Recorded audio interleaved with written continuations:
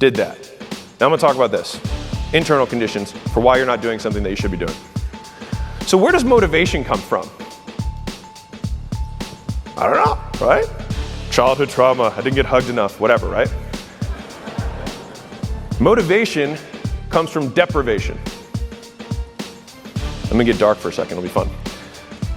This person, for example, is very motivated to breathe. You can agree on that? Okay. Next point. Unmotivated to have sex. They might be, who knows? Some of you guys are wild. All right? I don't want to breathe. All right, calm down. Okay. So, don't worry, moving on. I know that, yeah, moving on, I'm moving on. So let me explain. So when are you more motivated to eat, drink water, sleep? When you're hungry, thirsty, and tired. That's when you're the most motivated. Have you ever finished a big meal and been like, man, I could go for another pizza? Probably not. Have you drank a big gallon of water and been like, I don't want any more fluids? Of course not, because you're not deprived. And so when you're full, you don't want it anymore. After you finish Thanksgiving dessert, you're stuffed. Are you still hungry? No. After you drink a bunch of water, do you want more? No. So what does this have to do with motivation to win and make money? I told you, I'll wrap it. I'll move it, right? Because by this logic, wouldn't all poor people be motivated since they're deprived of money, right? That would make sense. But we know that's not the case because the people who make the most money are the ones who keep wanting to make more. So here's why. You know when you're tired, hungry, or thirsty, you perceive a gap. And your motivation is proportional to your deprivation, how much you don't have, right? Very hungry, like this guy is much hungrier than the person who's just like, maybe I'll have dinner on the way home. And so here's why money motivation is more complicated than hunger or thirst or being sleepy.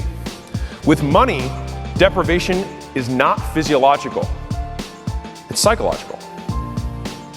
You only feel poor if you perceive a large gap between where you are and where you really want to be.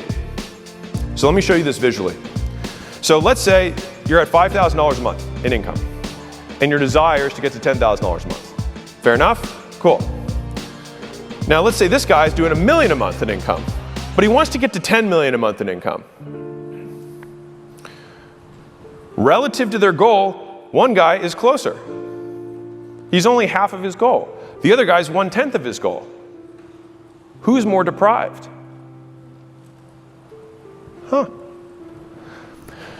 Hang around 5 people with 10 times the net worth that you have, and you'll feel poorer than you ever did when you were poor around poor people than you.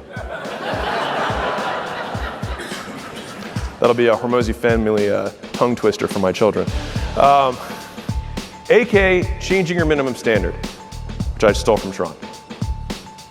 The number one predictor of wealth isn't IQ, gender, race, and this one startled me. It's the zip code you're born in. Kind of fucks with you a little bit. You're like, it's not about race, it's not about gender, it's not even about IQ. It's just where you're born. Which means it's the things that we compare ourselves to. Because your environment sets your standards. If you change the environment, you change your behavior. This is why networks like this are so valuable. Like you can basically get someone to do anything if you orient the environment the right way. I can get everyone here to take off their clothes if I make this 150 degrees in this room.